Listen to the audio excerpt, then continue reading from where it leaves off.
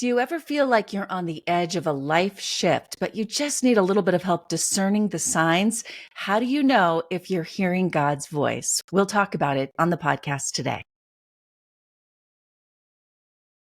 Hi, everyone. It's Natalie. How are you? Today's a really great episode, and I'm so excited to share it with you. It's been a rough season here, but sometimes that's when we hear and see God clearly. I've had some life changes that have made me take a step back and really analyze where I am and what my purpose is.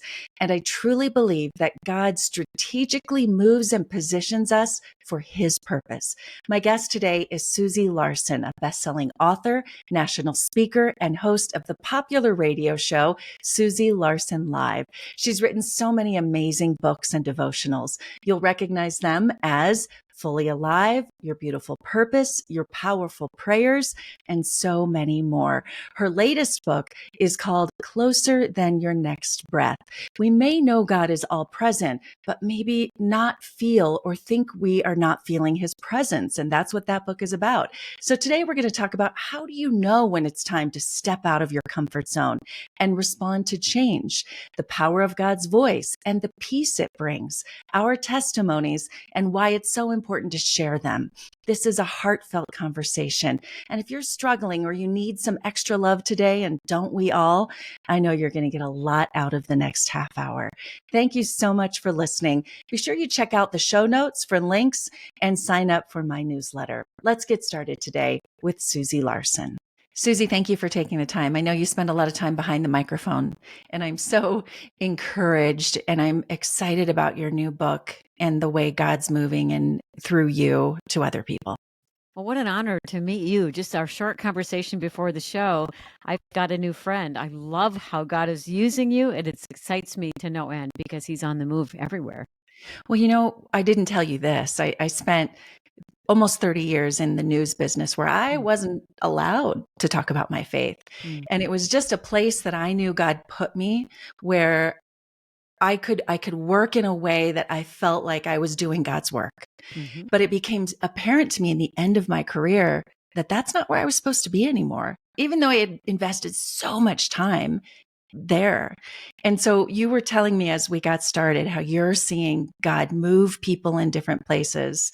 And I never thought of it that way. I just ended up here podcasting and teaching. But let's start off talking about that and how God can completely take us out of one world and put us into a different one, and how that's very strategic. I see Him doing that. I told you before the show, I would say in the last 5-7 years, especially, and really a lot in the last few years, where He's calling pastors out of retirement and asking them to be interim pastors because maybe that pastor fell morally or something happened. A lot of pastors are quitting. He's calling people out of corporate into ministry, some in ministry into corporate. I mean, He's strategically positioning His saints for such a time as this. And it is awesome to me. And I think we so easily get on autopilot because we have this aversion to dependence. We want to get the plan and we want to establish our steps, but it's the Lord. We may make our plan, but the Lord establishes our steps. And I think when we just, our love for control and our love for, tell me where I'm going, tell me what I can do so I can kind of take it from there. We start in the spirit, but we maybe sometimes want to finish in the flesh. I think our dependence, my husband would say, is our superpower. And I think it's super important for every believer in this day, especially in this day, to be cultivating such intimacy with God, such a dependence on God, because just because God may have called you, let's say, to be a nurse or a teacher, 10, 15 years ago, it doesn't mean He's still asking you to do that today. Like in your instance, I mean, you were in the public sphere and news. Well, God bless that. And who knows how He used that. And you'll see in eternity, really the fruit of just your obedience of people who've watched you while you were walking out that industry in obedience. But you were sensitive enough to the Spirit that the winds of change started to blow. And I think that's one of the things you start to notice is maybe a little restlessness. Then there's a little lifting of the grace, right? And excuse me, I would say there's often a window of time when God's inviting us to step out and step into the next thing. And there's a window of time and there's a lot of grace around it. And you start to notice things. You feel the winds of change. There's confirmations that come. And if you're so set in your ways and so averse to change and risk and those kinds of things, if you wait too long and that window closes, I'm not saying, obviously you don't lose your salvation. You don't lose His love, but I would say you lose some of your influence. And I would say burnout so often happens after that because the grace isn't there anymore. And then you're trying to crank it out in your own strength. And I have seen saints walk through burnout, disillusionment, disorientation, and then they blame God for it. But when they retrace their steps, they can say, if I'm honest, he was lifting the grace some time ago. And I think one of the ways you know if you're supposed to go, or at least get ready to go, is if in your flesh, you want to stay. Like, I don't want to take risks. And one of the ways you know you're supposed to stay is if your only reason for going is, I want relief. I want to get out of here. I don't like these people anymore, right? But if there's a sense like, I just want to peel the Band-Aid off and I want to preempt something and make something happen, then it takes more faith to stay.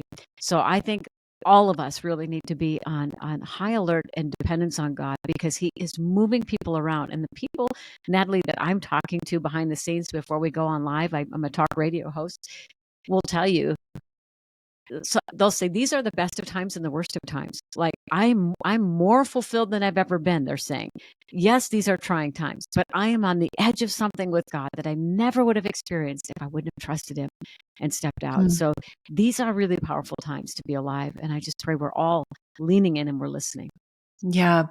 Well, that's one of the things in your new book that I want to talk about. I'm really excited to dive into it. Usually I would try to do that before the interview, but there's so much we can talk about leading into the book. So I'm going to read the full thing later. But in this new book, you talk about hearing the voice of God and that he's closer than your next breath, the title of the book. When we're talking about what you just mentioned, knowing when the winds of change are there, sometimes it's hard to know, is that me? How do I know it's God telling me to do that? Well, my hubby and I, when we're mentoring young people, always say wisdom's path is peace. You know, wisdom's path is peace, the peace of God. You follow the Prince of Peace. Scripture even says to let peace rule and reign in your heart. And what that means, rule and reign, it translates umpire. So if you're in sports, like if you're watching football and let's say someone's got the ball and they're running and they step out of bounds, the whistle blows, they're out of bounds. And when the peace goes, you're out of bounds. And I think it's just so important to be paying attention when the peace lifts, when there's a check in your spirit. And it is easy to manipulate your faith to match your life. Excuse me. I've got a little. I'm not sure what that's all about. But I think that, again, we can presume upon God. And sometimes you'll meet people who talk in a way that like they're the corner on the truth and that they always hear God without fail.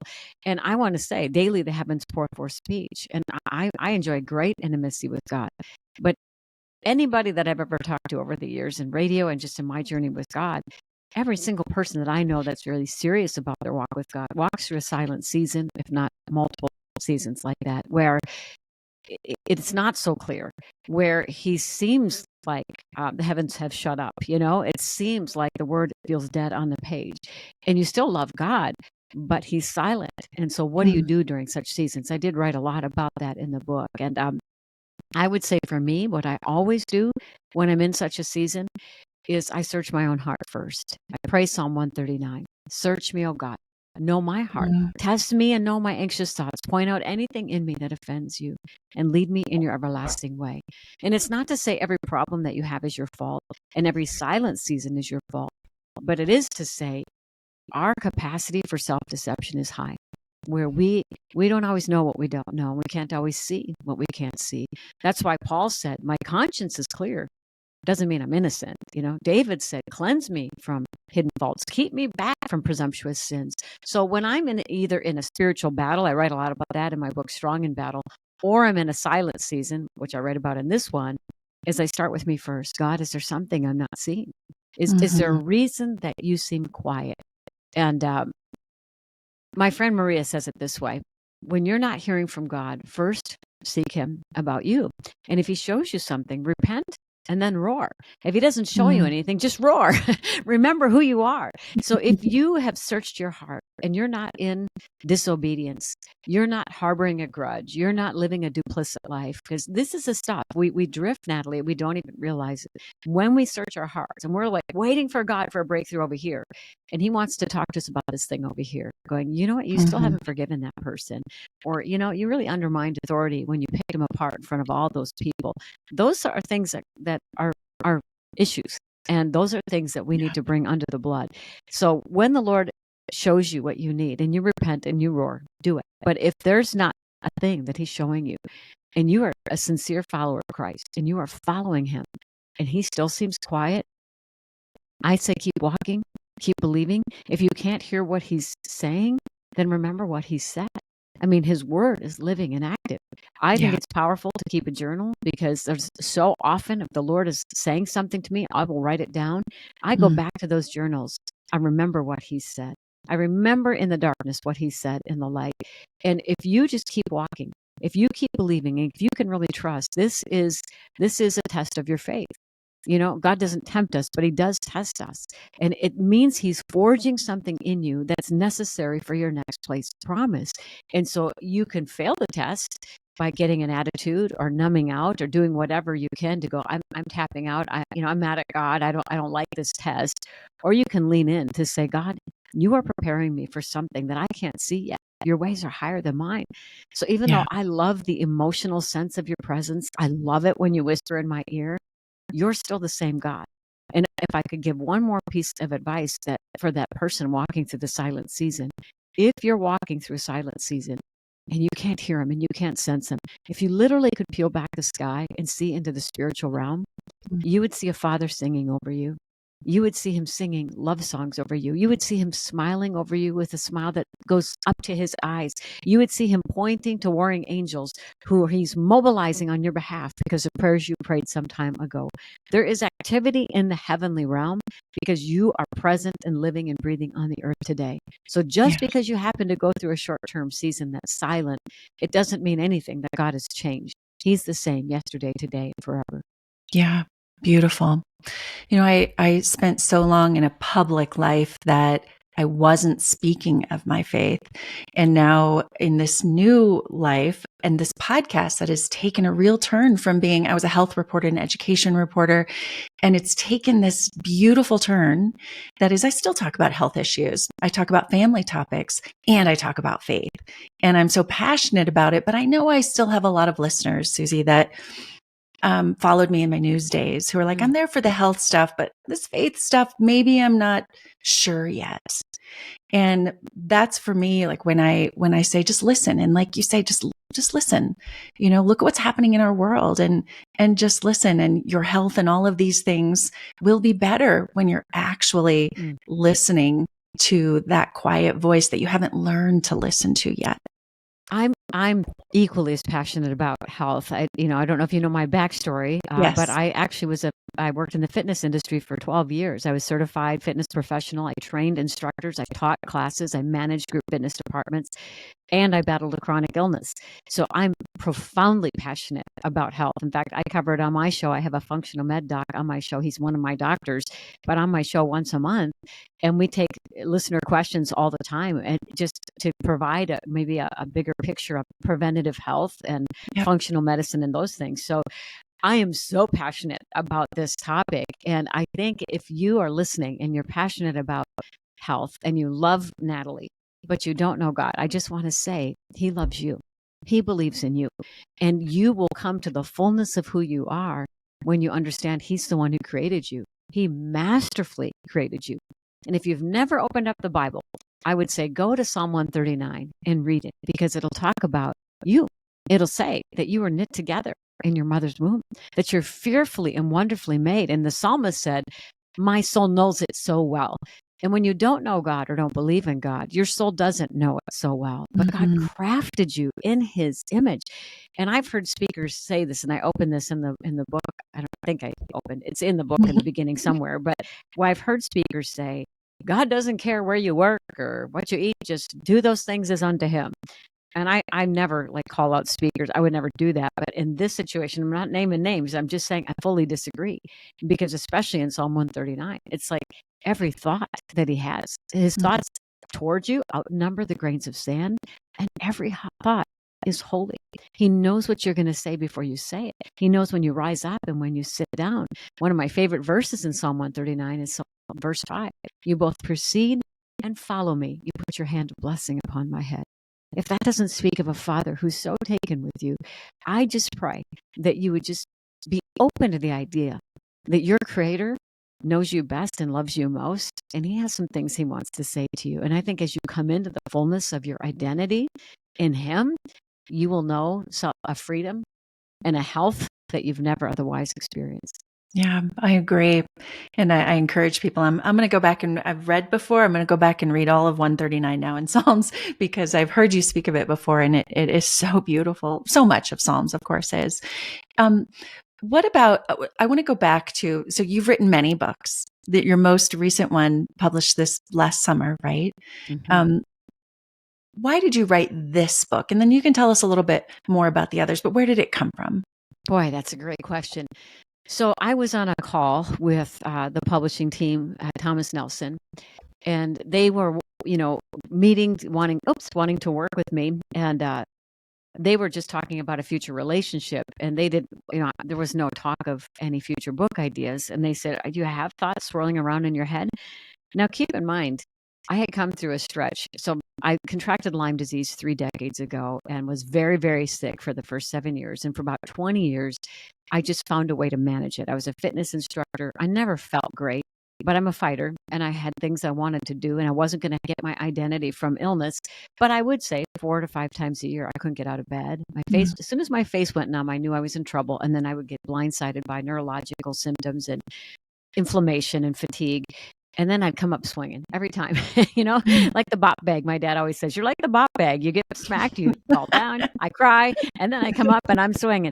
And but it's just sort of how I did it for 20 years. I never felt great, but I showed up in life, and then I would get knocked down a handful of times each year. And then about 8-9 years ago, I suffered a serious relapse. And apparently people with chronic Lyme have a deficiency to processed mold. And I had repeated unknowing exposures to black mold that affected my brain. So an MRI showed my brain full of mold, which was affecting me cognitively. And I was at that time writing books, and I forgot how to spell very basic words like the difference between THERE and EIR, there and there. I couldn't remember. I had to Google. I mean, how terrifying. I mean, on live radio, my tongue is going numb, and I couldn't remember the words I needed in my sentences. It was terrifying.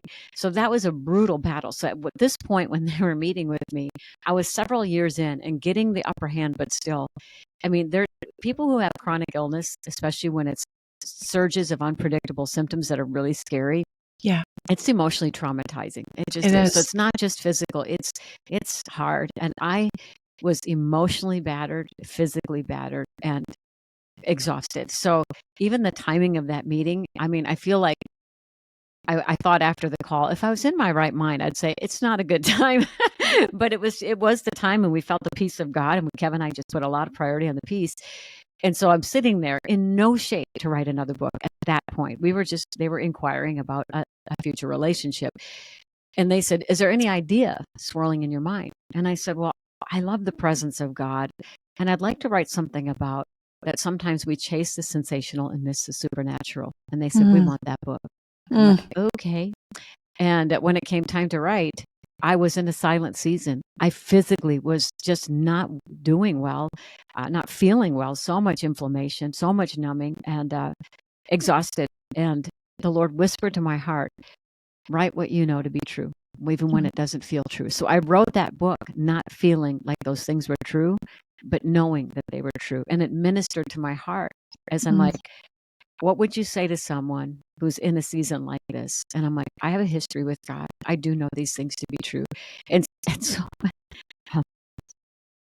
sorry, when that book arrived on my doorstep, I had come through the worst part of it, and I was starting to get my spring back on my step. I couldn't believe the mercy of God, because there was a point in the beginning of the writing, and I only admitted this the first time on another interview, and I'm like, my publisher doesn't even know this, but they're going to hear it. But I literally thought about giving the contract back.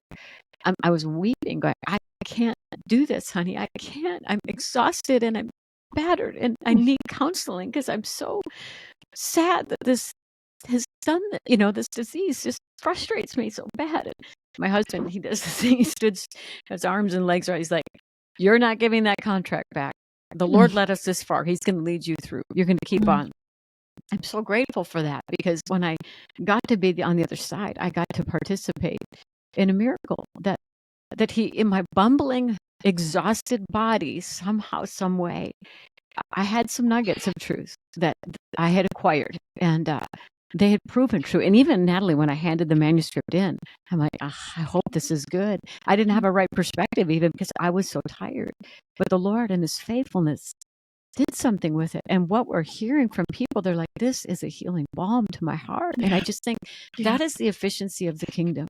It's not the perfection of your offering. It's your availability and willingness to make an offering. It's Yes. God who multiplies the seed. It's God who redeems the message. And I'm surprised. I'm sorry. I'm surprised at my tears, but I'm amazed that he would let me It's okay. partner I'm a with crier him. too, so Yeah. we can cry together. It's okay. Okay. And I appreciate your Yeah. vulnerability. Yeah. That he would let us partner with him. And I pray that encourages someone listening today, because our temptation, again, our love of control and our aversion to dependence, we preempt and we self-sabotage. But if the peace of God is inviting you to it, the grace of God will see you through it. I'm telling you, it's just true. So trust him in that. You know, I appreciate that story so much, because it's in the hardest things that we do where God is often calling us. Mm-hmm. And we just so much in our flesh want to go, no, it's too hard. Yeah. And to really be able to listen, that's the beauty. It is. And I think it's hard for newer Christians too to say, Mm-hmm. I don't know if that's the voice of God. What is the voice of God? Am I Yeah. feeling it? Am I actually hearing it? Where's it coming from? And if you don't know the word of God, you won't know the voice of God. That's where I There you say go. you'll manipulate the faith to match your life. If you're Yes. just constructing a God in your image, never reading the word, you may hear him say, get the Corvette, even though you have no money. Really, I want you to have it. You know what I mean? I heard a voice. Yeah. Yes, that's right. That's right. And an enemy has had your whole life to study you. And he can come as an angel of light, and he can deceive. And so you've got to know the word so you know what his voice sounds like. And it is always accompanied by peace. And I would say so often when the Lord breaks through in our stories, he's addressing issues of lordship, of identity, of a need for upgrade in faith. It's not always warm, fuzzy. I mean, it is sometimes where he's like, you're my beloved daughter in whom I'm well pleased. If you need to hear that, he breathes that on you. But there are other times when the Lord speaks, it will surprise you, because you might be heading one way and he's like, actually, we're going this way, Yeah. or you might have a thought, leaning on your own understanding. And he's like, here's a higher way to think about that. Here's a better way to tell that story. And that's what I just treasure his voice so much, because it's so much more brilliant than our own voice. And if you're new in the faith, I will tell you, in my early years as a mom, and had 3 little boys and this Lyme disease, and we were going completely broke because of all the medical debt. And my friends had health and wealth, and I had neither. And I could not figure out why I was a have not. I mean, I searched my heart and like, is there anything I've done so that, because people do that, they have this A plus B equals C faith, and they're the ones that always find you and say, well, you must have missed a step, or maybe you're hiding sin. And I mean, so I'm like, show me, God, if I'm missing anything, because it was a hard existence. But I remember in Streams in the Desert, an old devotional, and it's so great for people who are suffering. It's been years since I picked it up, but there was a story in there, and I think I tell it in this book, Closer Than Your Next Breath, where there were 3 women. There was a woman who had a dream, and in the dream, she's standing with an angel, and there are 3 women kneeling before Jesus, and the angel says to her, watch what Jesus does and tell me what you see. So the first one, Jesus walks up and she's kneeling down with her head bowed, and he lifts her chin and he rustles her hair and he speaks tenderly and holds her face in his hands. And the second one, he doesn't do that, but he rustles her hair. And the third one, he looks away and walks away. And the woman says, well, the first one is all in, and Jesus is affirming the way that she walks with God. The second one is 1 foot in and 1 foot out. And so he's just affirming the things that, basically her redemptive choices. And the third one is squandering her life, and God is disappointed. And the angel said, you couldn't be more wrong. The first one's a brand new believer and is relying heavily on confirmations and affirmations and emotional connections. And so he's wooing and nurturing her in the beginning stages of her faith. The second one is maturing, and he's weaning her off of always needing to feel the oohies, the gooies, the fuzzies, and weaning her off of that so that she can learn to trust him when it doesn't suit her. And the third one is being trained for greatness. And I remember as a young believer reading that going, and I shortly after had read Psalm 18. And to me, that's one of my go-to Psalms, because it's that just speaks of my life script. And it talks about that the enemy confronted me at a moment when I was weakest. I cried out to the Lord and my cry reached his ears. And then it shows the anger of God when his children are oppressed. You see this fierceness of God coming down, punching a hole through the sky, reaching out from on high, getting a hold of us, rescuing us because he delights in us. So first, he takes us out of the claws and the jaws of the enemy, sets us in a spacious place. And then you watch this progression. He heals you. He restores you, and then he strengthens your arms to bend a bow of bronze. He trains your hands for battle so that you can be skilled, with the bow. And it says, and he makes my feet walk on high places like the feet of a deer. And what that speaks of, Natalie, is spiritual agility, because high places for deer, they're on uneven terrain, but they're not losing their footing. And again, as a former fitness person, agility was always a super interesting training concept, because it's like the energy that you use when you're deking right, going left, if you're running and then you stop to suddenly change directions, requires an energy system that you have to actually operate in to be able to get good at, like what you would see in football or volleyball. You have to train that way so your your threshold can go up. And so your agility changes when you train in that way. Well, all of our trials train us to have spiritual agility. And so once you've been rescued and you were a victim, he's training you to be a victor. And so suddenly now you don't have to have all of your circumstances perfect for you to fight your one battle. You can have arrows coming at you from every which way, stand on uneven terrain, and still keep your footing. That's what opposition does to you when you trust God in the middle of your battle. So I love that psalm so very much. And I just think that is what God does. He trains us and changes us from victim to victor. And that's what he wants to do with all of us. Are you that person that worries every time you are asked to go on camera? Do you get asked to do an interview, maybe a Zoom call, and you don't know what to wear or what you'll say? As an Emmy award-winning news anchor, I watched thousands and thousands of people struggle with their on-camera persona and appearance. Because I'm asked so often to give tips on how to be on camera, I created a guide that you can buy for just $24.99, and it has everything you need to know, from what to wear, what makeup to use, and this is for men and women. I want you to feel empowered and confident every time you go on camera. Find out more by clicking the link before you go on camera. It's in the show notes and it's on my website, natalietysdal.com.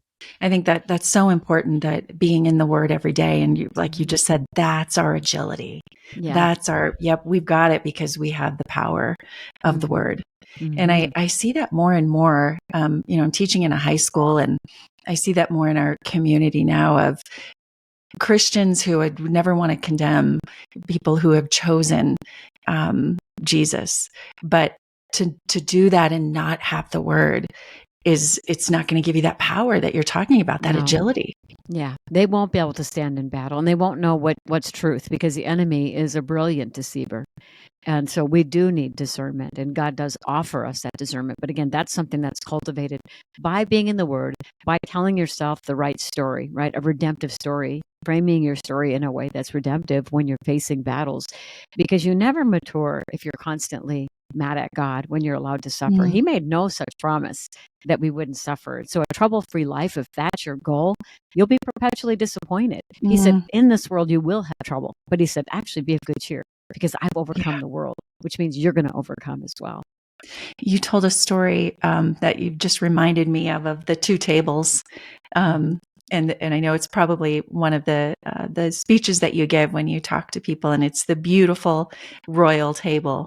And how, explain that, because I don't want to try to. You do it so beautifully. Yeah. And that's out of my book, Your Powerful Prayers, but it is one of my favorite messages to give. So I have an orphan table and an heir table on the stage. And the orphan table is basically like a card table with a broken chipped plate and a stale piece of bread. And the heir table, as you said, is royal. It's linen, it's candelabra, it's fruit, it's bread. And I talk about that, so often we more easily see ourselves at the heir table when we're performing well, and we see ourselves at the orphan table when we're falling down. But these are spiritual statuses. And when you were before Christ, you were dead in your sin. You were lost in your sin.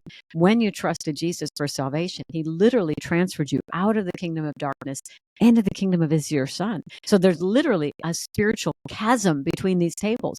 So we vacillate in the mindset of, we have an heir mentality and an orphan mentality. But once you are in Christ Jesus, that chasm exists. Your spiritual eternity is set. Your identity is secure and your eternity is secure. And those are Jesus. Your choices matter. How you steward your life matters. But Jesus won those two things. And often it's like if you can more easily picture yourself at the air table when you're performing right, that's what the devil wants. Because then when you fall Mhm. down, he'll have you sit at that orphan table and say, sit there and think about what you've done. And that's what we Mhm. do. And what does it do? It makes us more self-aware and less God aware.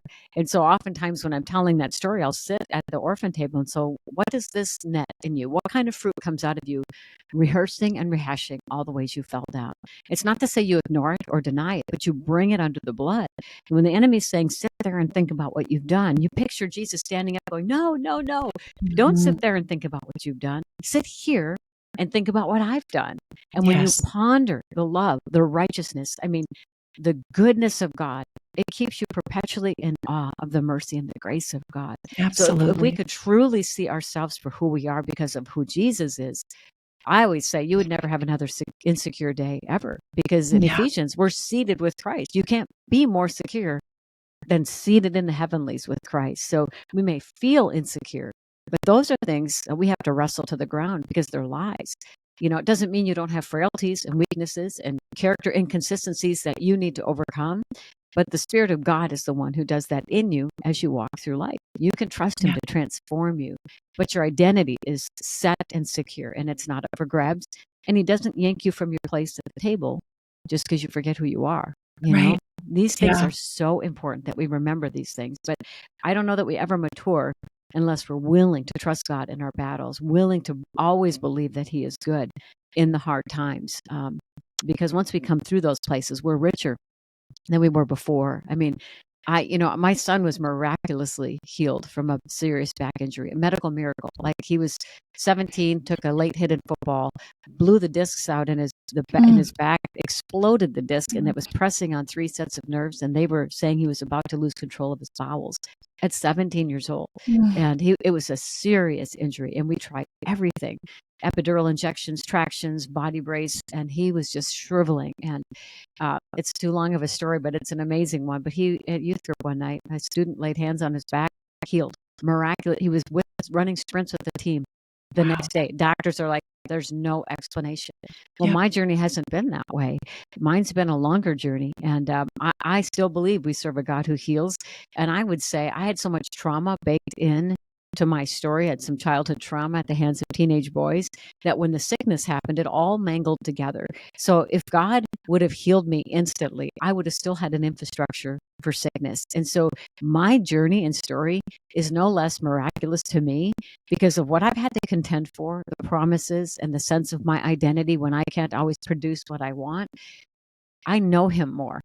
I know the enemy and his schemes more. I know God's Mm. word more. And so this battle has not been lost on me. God knows what He's doing with His children, and we can trust Him. We can trust Him. Yeah. Yeah. Well, your testimony is so strong and your words, I mean, are so beautiful, the way you draw from the word. And I want to just end with, I wish we had more time and we'll just have to do it again. But I want to end with the power of testimony because I struggled with this. And I think sometimes people think, well, I've got this relationship with Jesus, I'm good. Mm. And yet I've been drawn recently to Revelations and, you know, that we silence Satan by the power of the blood and our testimony. And I think sometimes we're scared, as I was in this business where I really wasn't allowed to talk about my faith, to share our testimony. And yet the power of that, obviously you've shown that. I'm coming out in that in such a way because I feel it and I know that's what I'm being called to. But I think there are a lot of people who are afraid to share their testimony or afraid of persecution. Mm-hmm. That's true. And it's so interesting. My last two events, really awesome, amazing women's conferences, when I presented the gospel, I said, normally in church, if you're new, because these were conferences where lots of people brought friends. And I said, normally in churches and conferences at this point, we have everybody close their eyes and bow their heads to respect your privacy. But I said, the days are getting darker. And if you want to follow Jesus, it's going to require some boldness from you. Mm. So I'm not going to call you out and embarrass you, but I am going to say, with heads back and eyes wide open, who wants to trust Jesus? Who wants to know their eternity is secure? Wants to follow Jesus all the days of their life? Women just shot up. Like they did not, and the crescendo of like screams and whoops from women, like, because they That's got to awesome. see this, all these women Yeah. just going, I'm doing it. I'm doing it. I Yeah. think sometimes when we dumb things down and water things down so much, Mhm. we are Mhm. kicking the legs right out from the power of the gospel. Yeah. Because something gets activated in you when you tell your story. And it's not a one size fits all thing. It's like the way that you're doing it, Natalie, with teaching even students how to tell their story, the way I'm doing it, it's different. And I think there are times when maybe someone has an encounter with God, and so they make a rule about it, like everybody should evangelize this way. Like you're not really a legitimate Christian unless you're on the street corner with a sign, John 3:16, but that's just not true. That the word of your testimony, maybe you take a portion of your story, because scripture says, has God been good? Well, then tell others. Psalm 145 says, let his praise be on every tongue. You let your people give specific examples of your power and your majesty and your deeds. If God's been faithful to you, pick a portion of your story and say, Lord, bring me one person today, because they are going to need what God has imparted to you. And the more that you use it, it's like a muscle. You use it or lose Yeah. it as far as the power of your testimony, right? When you start to just share out of your story, people can't really dispute your story. Something in you gets activated. And Yeah. so I don't want it to be put on you that it needs to look like everybody else, but I would say fill your space and run your race, because the enemy is threatening your exposure. Like people are going to reject you. Well, they might. Well, you'll live. You'll live. He's afraid of exposure is exactly what's Mhm. happening here. When he threatens and intimidates, it's because he fears exposure. So when you just start to sweetly share what God has done, and the most people are so spiritually hungry right now. Yes. You'd be amazed at how desperate people are for hope. And how are they going to know about the hope within you if they don't see hope on you? So if Yes. you're a baby Christian, but you're dealing with tons of fear, tons of anxiety, tons of insecurity, I would say go after that stuff. Wrestle it to the ground. Get a counselor or spiritual director. There's no condemnation, no shame. The enemy knows his time is short and he's going after your stuff. But I'm saying that this is not an equal fight. Greater is he that is in us than he that is in the world. And that's why I am Mm. also so passionate about health and inner healing, is because as you start to get healed from the inside, from the traumas you've endured, there's no demon in hell that can stop you from living out your true identity in Christ. When you start Yeah. to go, I was lost, but now I'm found. I used to be so fearful, and now I have faith. You'll just be so in awe that people are going to go, how are you Mm. smiling in Yes. this day? How are you serving so joyfully? People are going to start asking you about it. But Yeah. I think that if you don't deal with your stuff that you've been stuffing in the basement, your testimony won't ring true. Because has Yes. he really set you free? Your eternity might be secure, and that's amazing. But has he really set you free? If you can say, no, I'm not free, then no shame, but go after your freedom. Get free, Yeah. because then you're going to have a story to tell. Absolutely. You're so right. Oh, I love listening to you, and I love your message, and I'm really excited about this book, this newer book, amidst the many others that we had. Thank you for taking the time with me today. I hope we can do it again soon. Well, you're an instant friend, Natalie. I just love you, and I'm super inspired how God is using you, and I just pray he continues to surprise you with his goodness. Thank you. And I'm going Mm-hmm. to send people to your website. I'll put it in the Sure. show notes if you want to Mm-hmm. say it. Tell us what it is. SusieLarson.com. Easy to remember. Mm-hmm. Yeah. Susie, thank you. Thank you.